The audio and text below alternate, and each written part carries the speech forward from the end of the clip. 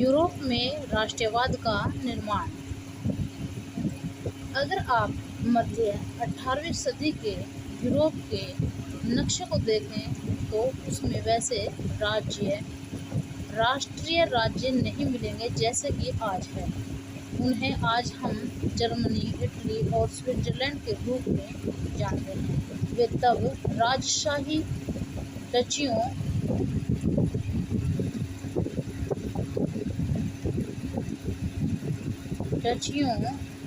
और कैंटनों में बटे हुए थे, जिनके शासकों के स्वायत्त क्षेत्र थे। पूर्वी और मध्य यूरोप निरंकुश राजतंत्रों के अधीन थे और नए इलाकों में तरह तरह के लोग रहते थे। वे अपने आप को एक सामूहिक पहचान या किसी समान संस्कृति का भागीदार नहीं मानते थे।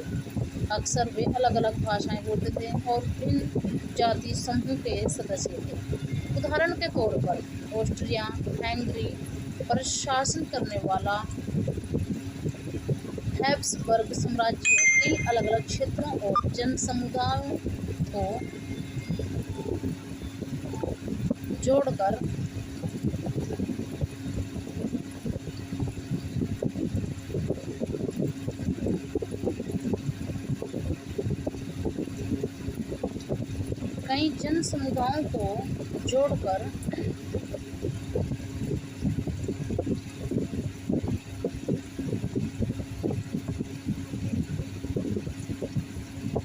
हैंगरी में आधे लोग मैंग्यार भाषा बोलते, जबकि बाकी लोग विभिन्न बोलियों का इस्तेमाल करते। गालिसिया में कुलीन वर्ग पोलिश भाषा बोलता था। इन प्रभावशाली समूह के अलावा हैब्सबर्ग साम्राज्य की सीमा रेखाओं के भीतर भारी संख्या में खेती करने वाले लोग अधीन अवस्था में रहते थे, जैसे उत्तर में बोहेमिया और स्लोवाक, कार्नियोला में स्लोवेन्स, दक्षिण में क्रोएट तथा पूरब की तरफ ट्रांसिल्वेनिया में रहने वाले राउमन लोग। ऐसा वर्ग राजनीतिक एकता को आसानी से बढ़ावा देने वाला नहीं था। इन तरह तरह के समूहों को आपस में बांधने वाला तत्व केवल सम्राट के प्रति सबकी निष्ठा थी। राष्ट्रवाद और राष्ट्र राज्य का विचार कैसे करें? कुलीन वर्ग और न्याय मध्य वर्ग। सामाजिक और राजनीतिक रूप से जमीन का मालिक कुलीन वर्ग यूरोपियन महाद्वीप का सबसे प्रभुत्वशाली वर्ग था। इस वर्ग के सदस्य एक साझा जीवन शैली से बंधे हुए थे, जो क्षेत्रीय विभाजनों के आर पार व्याप्त थी। वे ग्रामीण इलाकों में जायदाद और शाही हवेलियां के मालिक थे। राजनीतिक कार्यों के लिए यह उच्च वर्गों के बीच वे फ्रेंच भाषा का प्रयोग करते थे। उनके परिवार अक्सर वैवाहिक संबंधों से आपस में जुड़े होते थे।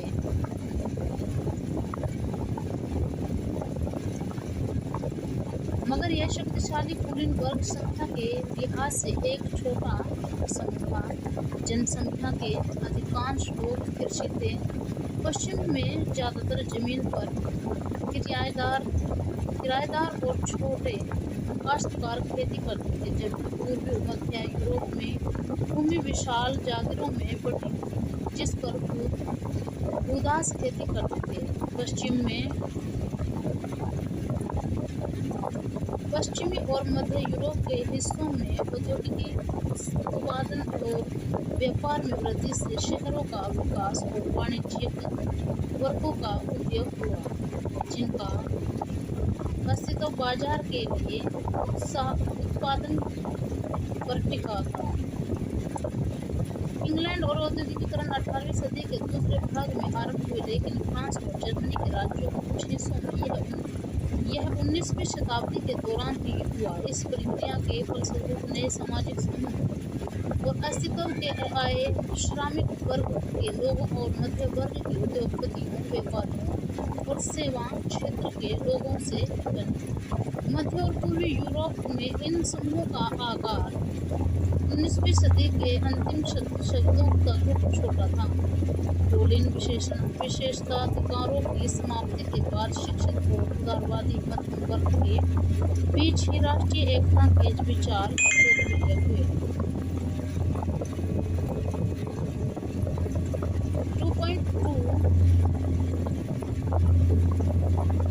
उदारवादी राष्ट्रवाद के क्या मायने हैं?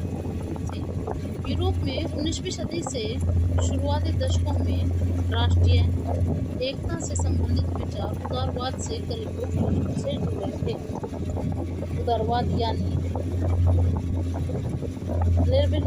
लिबरलिज्म शब्द लातीन भाषा के मूल लाइबर पर आधारित है, जिसका अर्थ है आजाद। नए मध्य वर्गों के लिए उदारवाद का मतलब था व्यक्तियों के लिए आज़ादी और कानून के समक्ष सबकी बराबरी।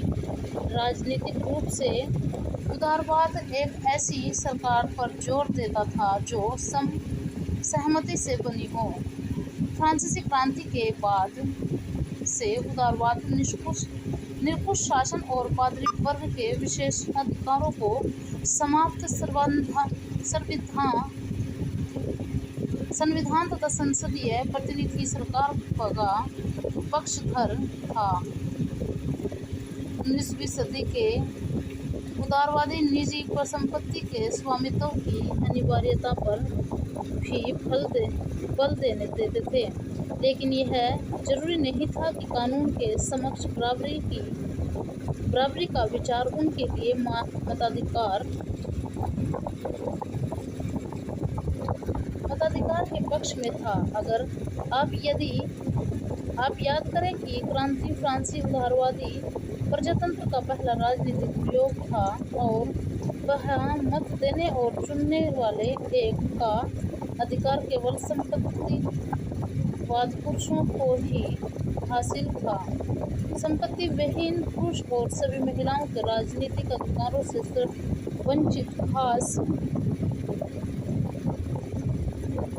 वंचित रखा गया था। केवल थोड़े समय के लिए जैकोबिन शासन के समय सभी वयस्क पुरुषों और मताधिकार प्राप्त था, मगर नेपोलियन की सहायता पुनः सीमित मताधिकार वापस आई और उसने महिलाओं को अवैध दर्जा देते हुए उन्हें पिताओं और पत्नियों के अधीन कर दिया। संपूर्ण 19वीं सदी तथा 20वीं सदी के आरंभिक वर्षों में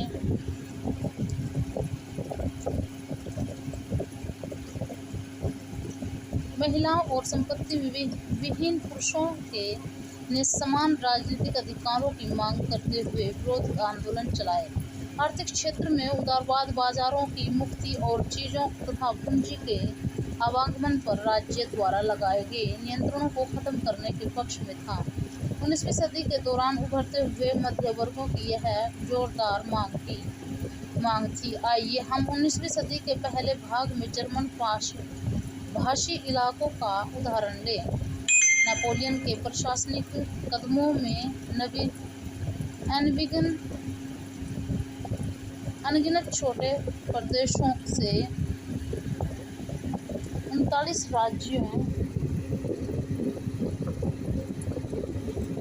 राज्यों का एक महासंघ बना। इनमें से प्रत्येक की अपनी मुद्रा और नाप तोल प्रणाली थी। 1833 में हैम्बर्ग ने न्यूरमबर्ग जाकर अपना माल बेचने वाले एक व्यापारी को 11वीं सीमा शुल्क नाकों में से गुजारना पड़ता था और हर बार लगभग 5% सीमा शुल्क देना पड़ता था। शुल्क अक्सर वस्तुओं का वजन या आकार के अनुसार लगाए जाते थे। चूँकि हर क्षेत्र की अपनी नाप तोल व्यवस्था थी, हिसाब लगाने में समय लगता था और मसलन कपड़ों को नापने का पैमाना LA था, जिनकी लंबाई जगह बदलने के साथ घटती बढ़ती थी। अगर एक L कपड़ा फ्रैंकफर्ट में खरीदा जाए तो 54.7 सेंटीमीटर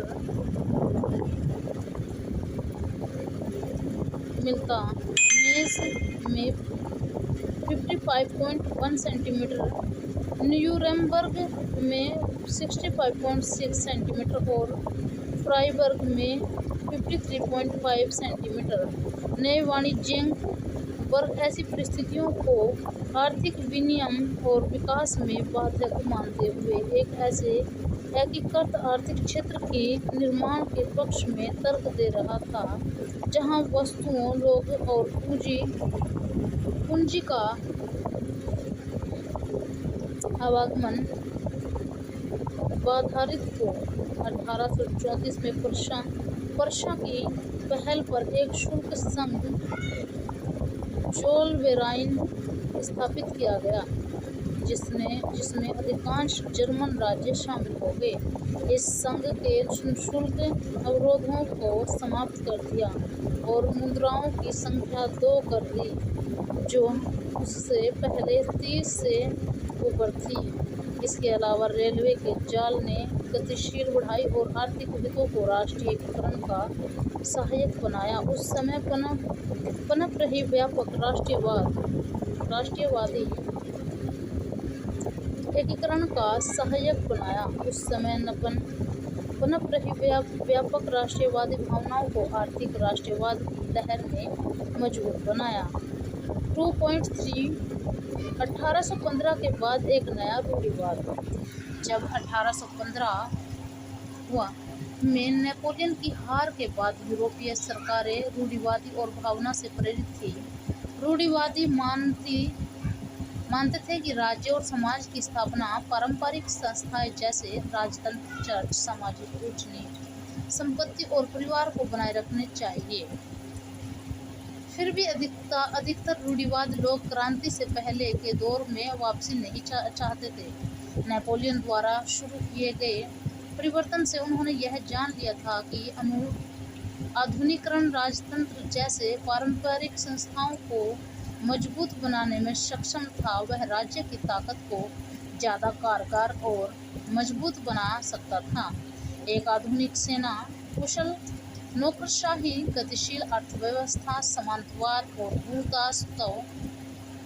भूदासत्व की समाप्ति यूरोप के निरंकुश राजतंत्रों को शक्ति प्रदान कर सकते थे। 1815 में ब्रिटेन, रूस, पर्शिया और ऑस्ट्रिया जैसी यूरोपियन शक्तियां जिन्हें मिलकर नेपोलियन को हराया था कि प्रतिनिधि यूरोप के लिए एक समझौता तैयार करने के लिए विलियम में मिले। इस सम्मेलन की मेजबानी ऑस्ट्रिया के संचालक ड्यूक मेटरनिख ने की, जिसमें प्रतिनिधियों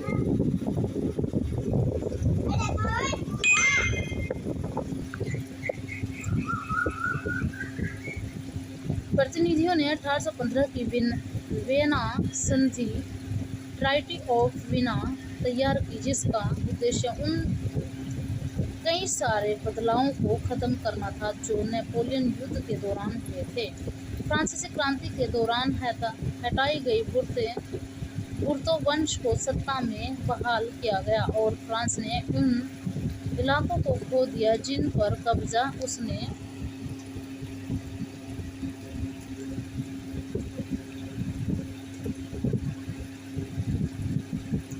उसने नेपोलियन के अधीन किया था। फ्रांस की सीमाओं पर कई राज्य कायम किए गए ताकि भविष्य में फ्रांस विस्तार न कर सके। अतः उत्तर में नीदरलैंड का राज्य स्थापित किया, जिसमें बेल्जियम शामिल था, और दक्षिण में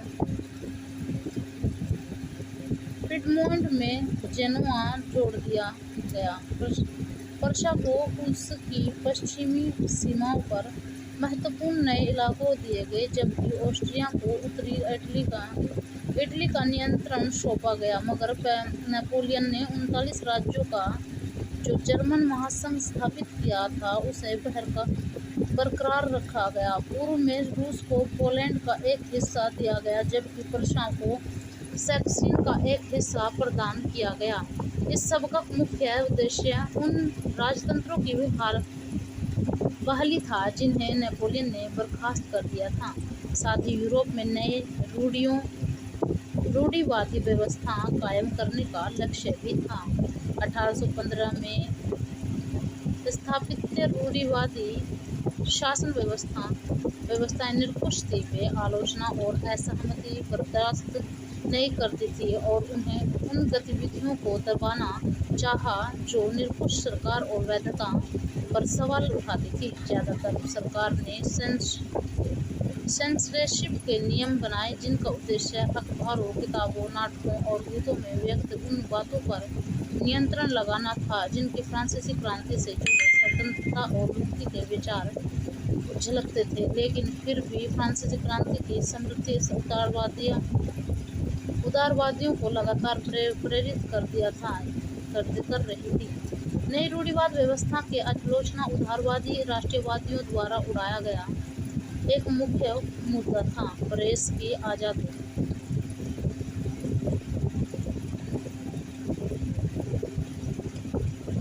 2.4 क्रांतिकारी।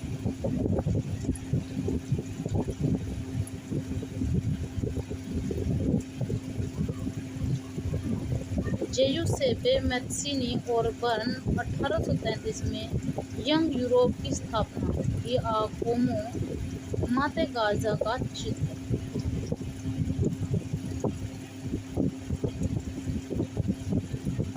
1815 के बाद के वर्षों में दमन के भय ने अनेक उदारवादी राष्ट्रवादी को भूमिगत कर दिया।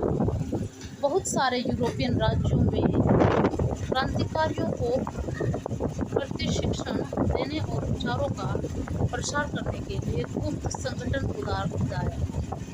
उभर आए। उस समय क्रांतिकारी होने का मतलब उन राष्ट्रीय व्यवस्थाओं का विरोध करने से था जो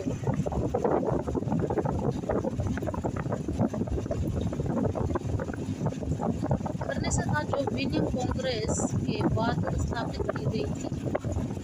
साथ ही स्वतंत्रता और मुक्ति के लिए प्रतिबद्ध होना और संघर्ष करना क्रांतिकारी होने के लिए जरूरी था। ज़्यादातर क्रांतिकारी राष्ट्र राज्यों की स्थापना के आज़ादी के संघर्ष का अनिवार्य हिस्सा मानते थे।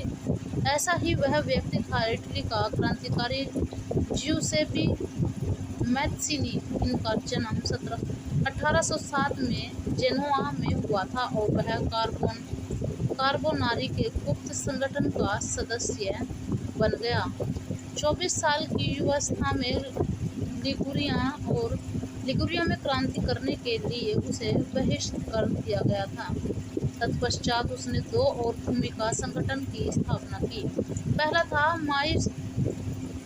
मार्सेई में यंग इटली और दूसरा बर्न में यंग यूरोप, जिसके सदस्य पोलैंड, फ्रांस, इटली, जर्मन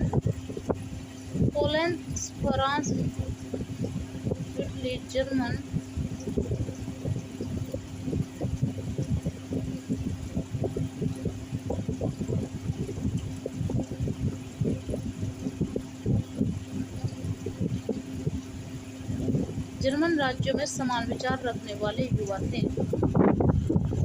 मैत्सिनी का विश्वास था कि ईश्वर की मर्जी के अनुसार राष्ट्रीय ही मनुष्यों को प्राकृतिक इकाई थी। अतः इटली छोटे राज्यों और